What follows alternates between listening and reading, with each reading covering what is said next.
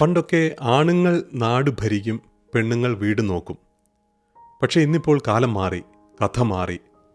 പരമ്പരാഗത സമൂഹങ്ങളിൽ പുരുഷനും സ്ത്രീയും തമ്മിലുള്ള ബന്ധങ്ങളിൽ വ്യക്തമായ റോളുകൾ നിർവചിക്കപ്പെട്ടിരുന്നു. പുരുഷൻ കുടുംബത്തിൻ്റെ സാമ്പത്തിക ആവശ്യങ്ങൾ നിറവേറ്റുന്നയാളും സ്ത്രീ വീട്ടുജോലികളും കുട്ടികളുടെ സംരക്ഷണവും ഏറ്റെടുക്കുന്നവളുമായിട്ടായിരുന്നു കരുതിയിരുന്നത്. ഇന്ന് ഈ പരമ്പരാഗതമായ റോളുകൾക്ക് വലിയ മാറ്റങ്ങൾ സംഭവിച്ചു. പുരുഷനും സ്ത്രീയും തമ്മിലുള്ള ബന്ധങ്ങളിൽ വന്ന മാറ്റങ്ങൾ എന്തൊക്കെയാണെന്ന് അറിയാൻ താല്പര്യമുണ്ടോ? പരമ്പരാഗത രീതികളിൽ നിന്നും മാറി ആധുനിക ലോകത്ത് ആണും പെണ്ണും എങ്ങനെയാണ് തങ്ങളുടെ ജീവിതം പങ്കുവയ്ക്കുന്നത്? നമുക്ക് ചുറ്റും നടക്കുന്ന ഈ മാറ്റങ്ങൾ കാണാനും അറിയാനും താല്പര്യമുണ്ടെങ്കിൽ എന്നോടൊപ്പം തുടരുക. പാരമ്പര്യമായി പുരുഷന്മാർ വേട്ടയാടിയും കൃഷി ചെയ്തും കുടുംബത്തിന് ഭക്ഷണം നൽകി. സ്ത്രീകൾ വീട്ടുജോലികൾ, പാചകം, കുട്ടികളെ വളർത്തൽ തുടങ്ങിയ ഉത്തരവാദിത്വങ്ങൾ നിർവഹിച്ചു. ഈ റോളുകൾ തലമുറകളായി കൈമാറ്റം ചെയ്യപ്പെട്ടു വന്നു.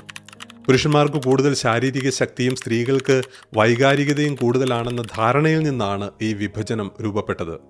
എന്നാൽ ആധുനിക സമൂഹത്തിൽ ഈ റോളുകൾക്ക് കാര്യമായ മാറ്റം വന്നുകൊണ്ടിരിക്കുകയാണ്.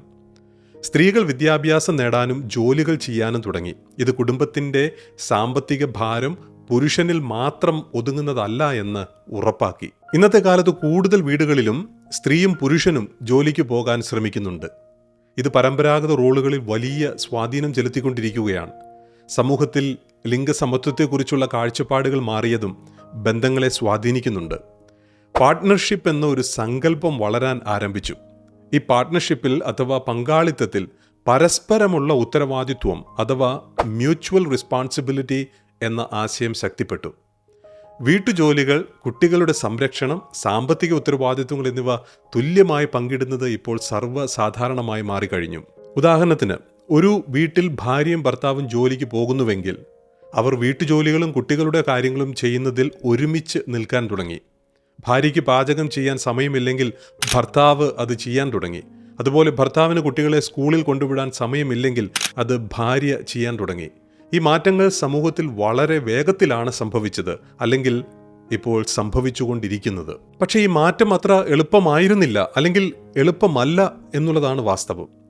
വീട്ടുജോലികളും കുട്ടികളുടെ സംരക്ഷണവും തുല്യമായി പങ്കിടുന്നതിൽ പലപ്പോഴും വെല്ലുവിളികൾ ഉണ്ടാകാറുണ്ട്. ആരാണ് ഈ ജോലി ചെയ്യേണ്ടത് എന്നുള്ള ചോദ്യം ഇപ്പോഴും ഉണ്ടാകാറുണ്ട്. തുറന്ന ആശയവിനിമയവും വിട്ടുവീഴ്ചയും ഇങ്ങനെ ബന്ധം നിലനിർത്തുന്നതിൽ വളരെ പ്രധാനപ്പെട്ട കാര്യങ്ങളാണ്. ഓരോരുത്തരുടെയും കഴിവുകൾക്കും താല്പര്യങ്ങൾക്കും അനുസരിച്ച് ഉത്തരവാദിത്വങ്ങൾ വിഭജിക്കാൻ ശ്രമിക്കുന്നത് പ്രശ്നങ്ങളെ ഒഴിവാക്കാൻ സഹായിക്കും എന്നുള്ളതാണ് വാസ്തവം.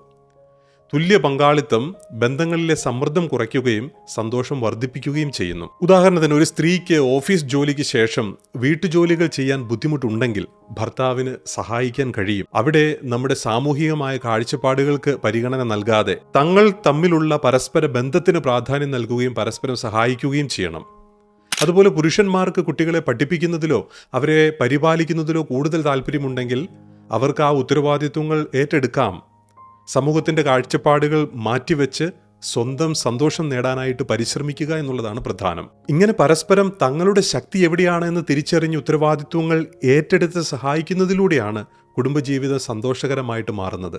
അല്ലെങ്കിൽ അതെപ്പോഴും ഒരു ദുരിതമായിരിക്കും. ഏറ്റവും കുറഞ്ഞത് കൂടുതൽ കഷ്ടപ്പെടുന്ന ആരാണോ ആ ആൾക്കെങ്കിലും. നിലവിലുള്ള ബന്ധങ്ങളിൽ ലിംഗപരമായ അല്ലെങ്കിൽ ജെൻഡർ ബേസ്ഡ് ആയ സ്റ്റീരിയോടൈപ്പുകൾ ഇപ്പോഴും നിലനിൽക്കുന്നു. ഇത് പലപ്പോഴും മാനസികമായ സംഘർഷങ്ങൾക്ക് കാരണമായിട്ട് വരുന്നുണ്ട്. ആശയവിനിമയ രീതികളെയും തീരുമാനങ്ങൾ എടുക്കുന്നതിനെയും ഇത് പ്രതികൂലമായിട്ട് ബാധിക്കുകയും ചെയ്യുന്നു. ഇത്തരം സ്റ്റീരിയോടൈപ്പുകളെ തിരിച്ചറിഞ്ഞ് ഇല്ലാതാക്കാനായിട്ട് പരിശ്രമിക്കുക എന്നുള്ളതാണ് പ്രധാനം. ഉദാഹരണത്തിന്, സ്ത്രീകൾ കരയുന്നത് ബലഹീനതയാണ്, അല്ലെങ്കിൽ പുരുഷന്മാർ കരയാൻ പാടില്ല തുടങ്ങിയ ചിന്തകൾ തെറ്റാണ്. ഇത്തരം ചിന്തകൾ ബന്ധങ്ങളിൽ പ്രശ്നങ്ങൾ ഉണ്ടാക്കുന്നതിന് കാരണമായിട്ട് മാറും. ഞാനീ പറഞ്ഞ കാര്യങ്ങൾ പ്രധാനമായും ഭാര്യയും കൂടി ജോലിക്ക് പോകുന്ന ഒരു കുടുംബത്തിൻ്റെ അവസ്ഥയെക്കുറിച്ചാണ്. പാരമ്പര്യമായി ഇപ്പോഴും ഭർത്താവ് ജോലിക്ക് പോവുകയും ഭാര്യ വീട്ടിൽ നിൽക്കുകയും ചെയ്യുന്ന കുടുംബങ്ങളിൽ ഞാൻ പറഞ്ഞ കാര്യങ്ങൾക്ക് വലിയ പ്രസക്തി ഉണ്ടാവാൻ സാധ്യതയില്ല. അങ്ങനെയുള്ള കുടുംബങ്ങളിൽ അവർക്ക് ഏറ്റവും അനുയോജ്യമായ തരത്തിലുള്ള ഒരു സംവിധാനം സ്വയം രൂപപ്പെടുത്തുക എന്നുള്ളതാണ് പ്രധാനം. അതുകൊണ്ട് മുന്നോട്ടുള്ള കാലഘട്ടത്തിൽ ഏറ്റവും കുറഞ്ഞത് പുതുതലമുറയെങ്കിലും ലിംഗപരമായ റോളുകളെക്കുറിച്ചുള്ള കാഴ്ചപ്പാടുകൾ പുനർവിചിന്തനം ചെയ്യാൻ തയ്യാറായേ മതിയാകൂ എന്ന അവസ്ഥയാണ് ഇന്നുള്ളത്.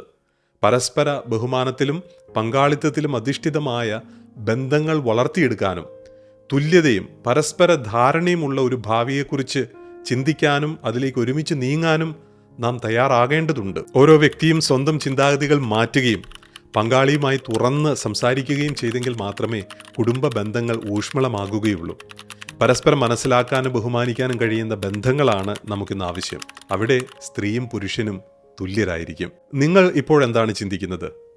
ഈ വിഷയത്തെക്കുറിച്ചുള്ള നിങ്ങളുടെ അഭിപ്രായം എന്താണ്? റോളുകളിലുള്ള ഈ മാറ്റത്തെ ഉൾക്കൊള്ളാൻ നിങ്ങൾക്ക് സാധിക്കുന്നുണ്ടോ? നിങ്ങളുടെ ചിന്തകൾ കമൻറ്റുകളിൽ രേഖപ്പെടുത്തുക. നിങ്ങളുടെ അഭിപ്രായങ്ങൾ അറിയാൻ ഞാൻ ആഗ്രഹിക്കുന്നു. ഈ വീഡിയോ കണ്ടതിന് നന്ദി. ഈ വീഡിയോ നിങ്ങൾക്ക് ഇഷ്ടമായെങ്കിൽ മറ്റൊരു വീഡിയോ കാണുവാൻ നിങ്ങളെ ക്ഷണിക്കുന്നു. നമുക്ക് വീണ്ടും കാണാം.